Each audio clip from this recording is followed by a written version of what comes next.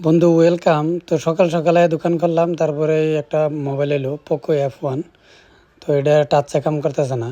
তো খুলে হেরে একবার কানেক্টরটা খুলে লাগাই দেখমু, যদি কাম করে তো ভালো কথা। তো দেখি কি হয়।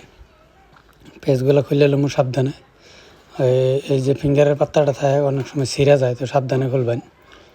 খোলার পরে ব্যাটারি কানেক্টরটা খুইলে, তারপরে ব্যাটারি খুলে দেখি। তো এটা অনেক আটা থাকে ভিতরে, তো সাবধানে খুলবেন যাতে ব্যাটারিটা খারাপ না হয়।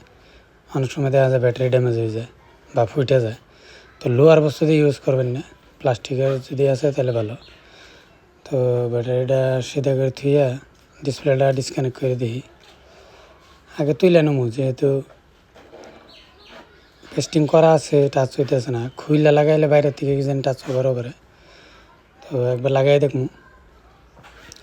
আপনারা ভিডিওগুলো লাইক দিবেন, তাহলে মোটিভেশন পাওয়া যায়। আর কমেন্টে জানাই যাবেন ভালো লাগলে। তো দেখা যাক কী হয়। আশা কমিয়েছে, টাচ হয় নাই। তো এটার কী করবেন, এখন টাচ না হলে তো আর তালিবেলি করে লাভ নাই। এমনি দইরা টান দিয়া সিরিয়াল দেবেন। সিরা হেরে যে নতুন করে আইনা নেবেন, এনে লাগাই দেখবেন। যদি হয় তাহলে এনে লাগাই দেবেন, বেজাল শেষ। এত তালিবেলি নাই।